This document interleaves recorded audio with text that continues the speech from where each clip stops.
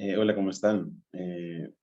Bienvenidos a un nuevo episodio de cálculo diferencial en cuanto a la didáctica del cálculo, sobre todo del concepto de función, específicamente el de funciones definidas por partes o a trozos, en cuanto a los procedimientos de evaluar ese tipo de funciones, determinar su dominio y determinar el rango de ella.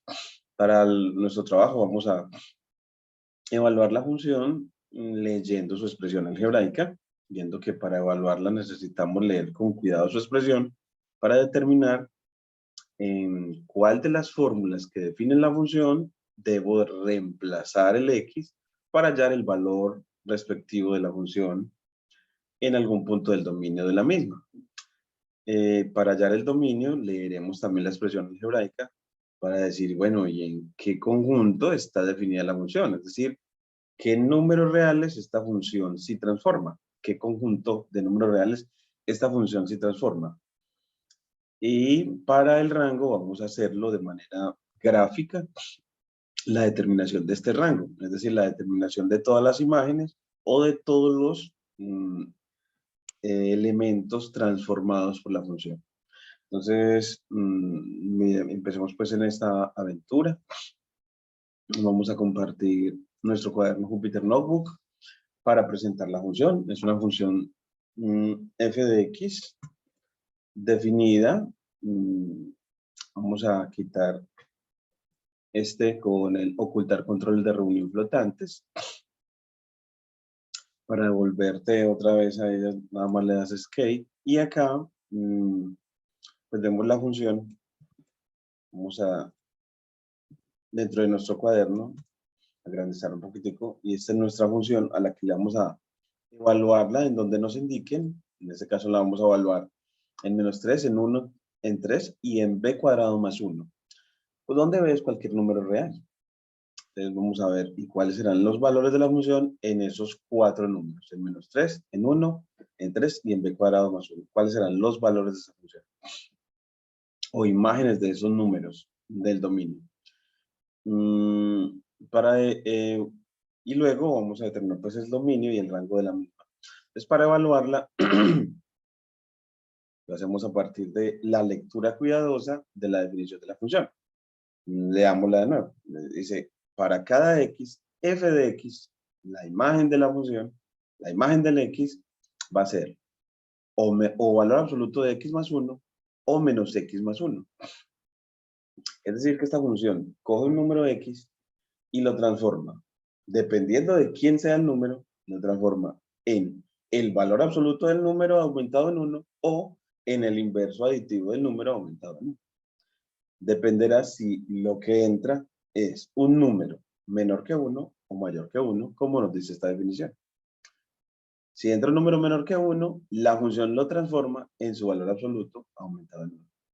Y si entra un número igual a 1 o mayor a 1, lo transforma en su inverso aditivo aumentado en 1. Es decir, si entra el 0, que es un número menor que 1, entonces será transformado en el valor absoluto de 0 más 1, es decir, en 1. O sea, el 0 se va a ver transformado en un 1.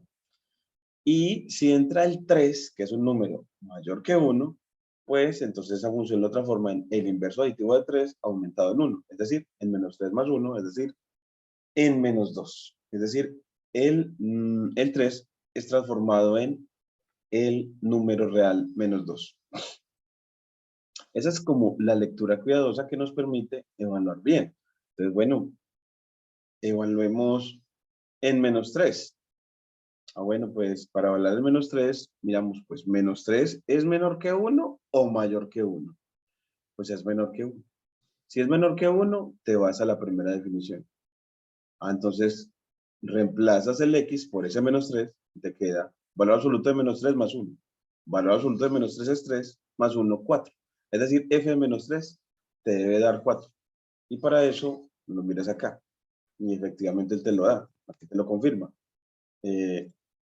Realizando la definición de la función, f de -3 te queda 4.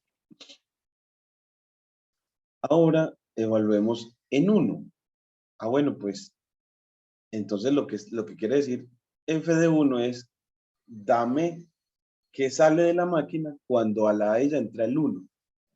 De la definición nos dice, bueno, pues cuando entra el 1, cuando x sea igual a 1, mira la segunda fórmula de definición. Evalúa en menos x más 1. Así. Menos 1 más 1 queda 0. Es decir que f de 1 da 0.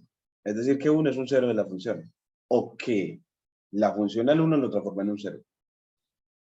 Y lo evaluamos, lo confirmamos acá. F de 1 da 0. F de 1 da 0.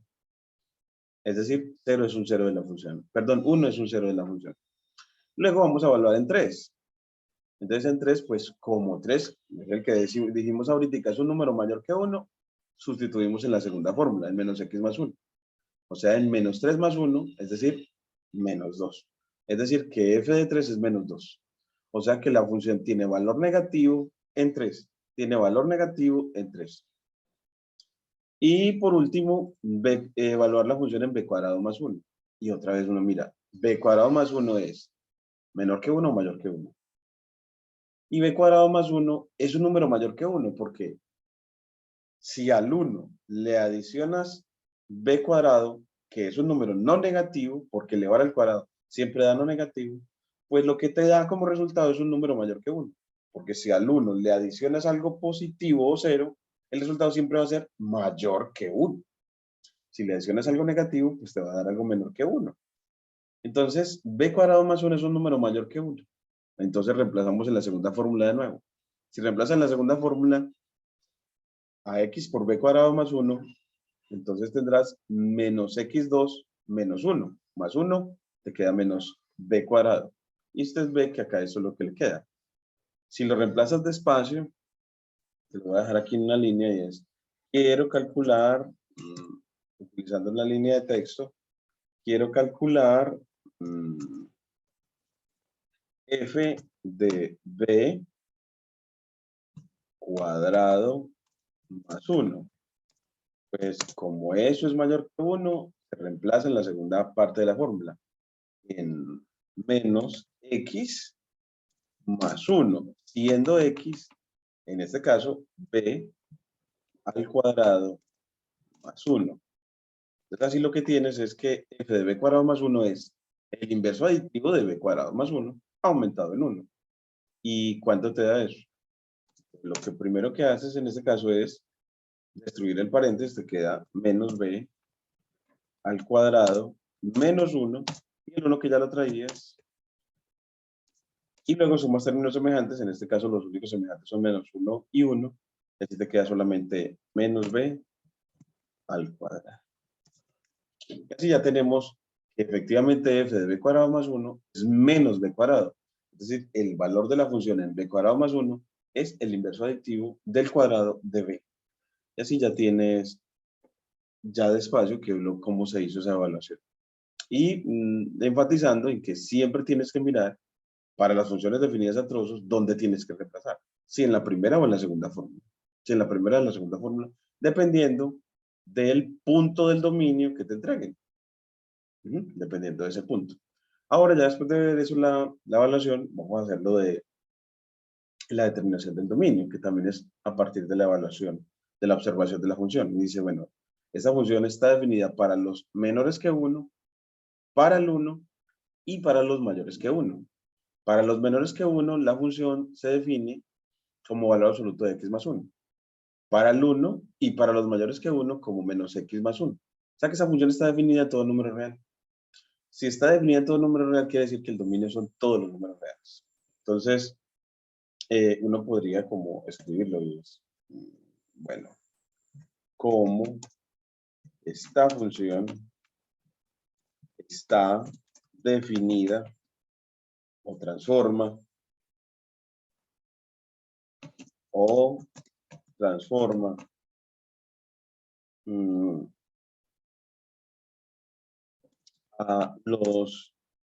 está definida en los, como aquí, está definida en los números menores que 1 está definida en los números menores que 1, en 1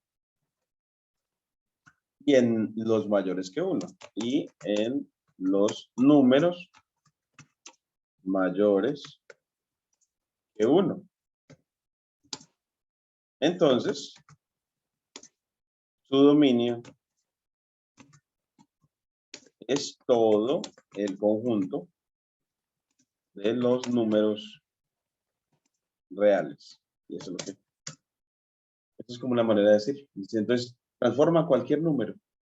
Y ya la imagen de cualquier número en particular que tomes dependerá si ese número en particular es menor que 1, igual a 1 o mayor que 1.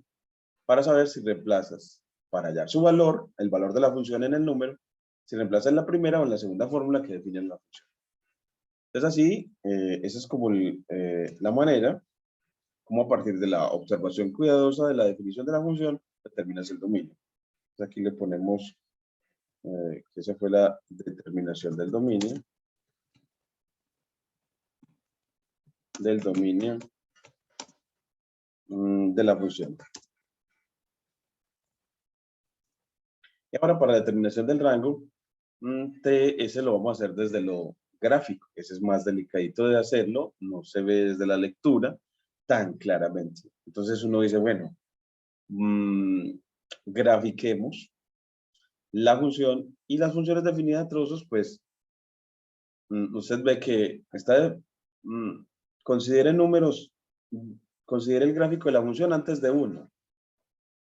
Entonces vamos a hacer el gráfico de la función antes de 1 y luego el gráfico de la función después de 1.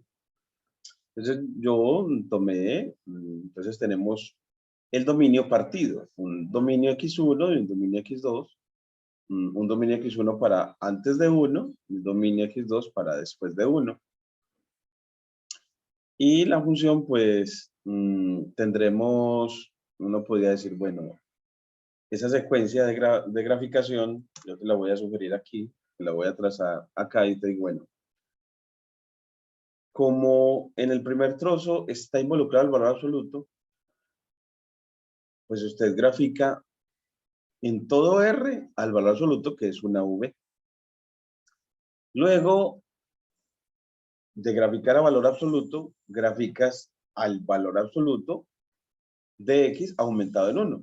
Eso lo que hace es desplazar el gráfico una unidad hacia arriba.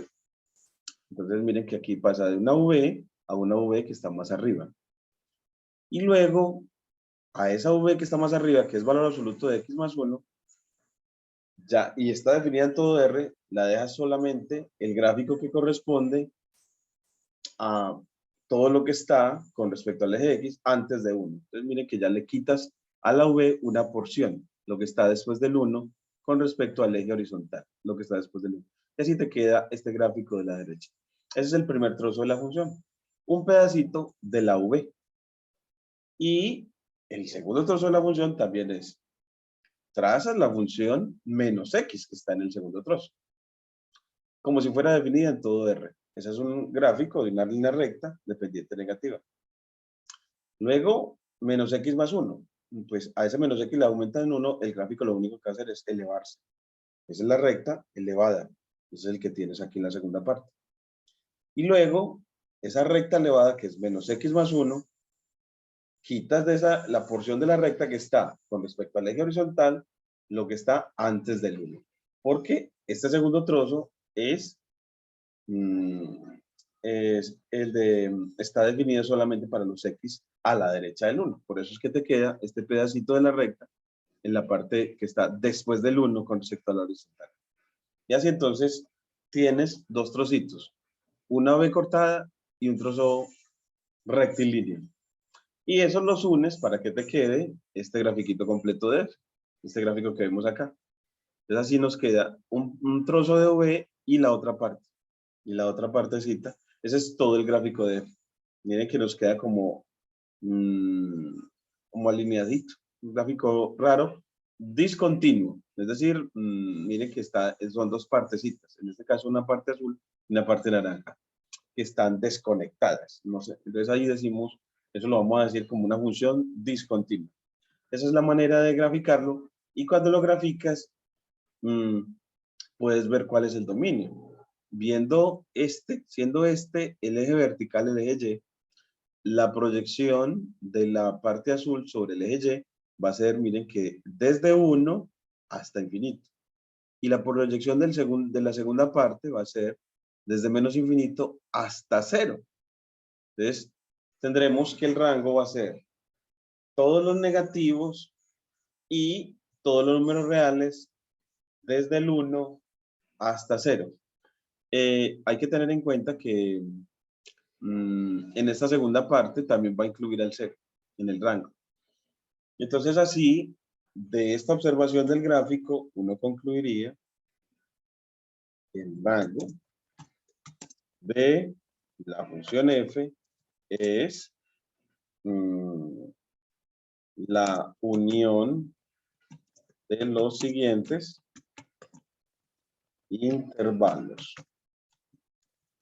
Vamos a ponerlo aquí. Y es el primer intervalo, que es el de los números no positivos, paréntesis, corchete, menos infinito, coma 0, unido, desde 1 hasta infinito. Desde 1 hasta más infinito.